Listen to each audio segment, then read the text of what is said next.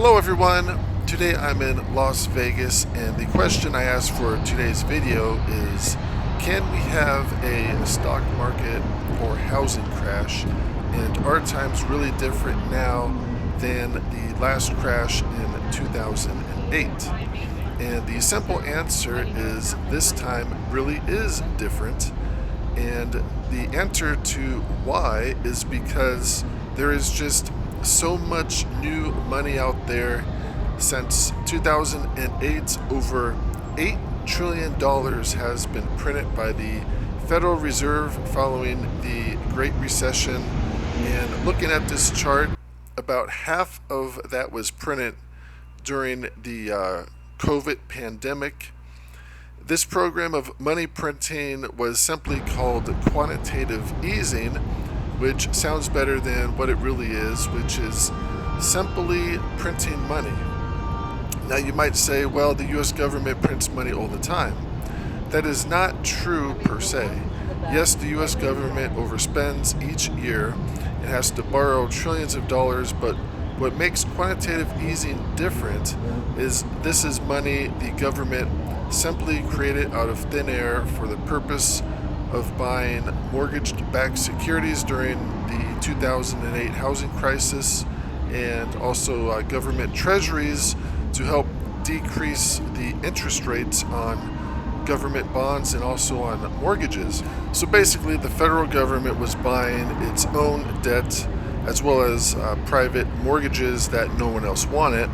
And as you can see in the chart, this bank account at the Fed grew steadily following 2008. It then took off again in 2020 when the COVID pandemic hit. So the total federal balance sheet grew to approximately $9 trillion in 2022, which was about 1/3 of the US GDP at the time. So these are just really huge numbers. And yes, this account has been shrinking since 2022. However, what you have to keep in mind is that all of these trillions of dollars don't just disappear.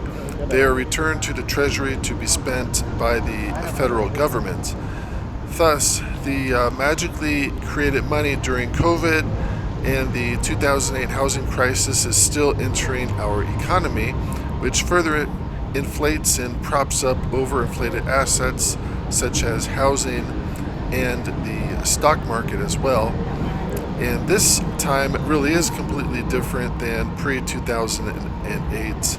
There is just so much extra money sloshing around out there that the economic boom and bust cycles of the past are mostly gone, or at the very least we will be starting with much higher lows when the bust finally does come. And a bust in the equities markets can still certainly happen as the markets are so overinflated. The total value of all stocks in the United States is currently around $62 trillion, and the total housing market value is around $50 trillion.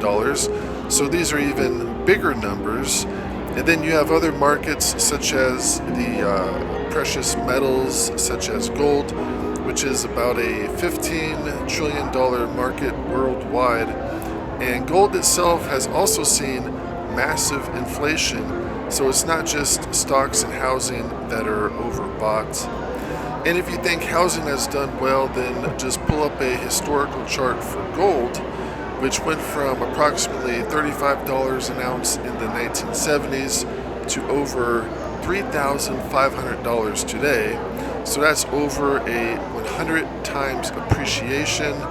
And propping this all up is not just the $9 trillion of new money printed since 2008, it's also the $27 trillion of new debt that has been borrowed within the last 17 years since 2008 and spent on everything from social programs to national defense and everything else the government funds.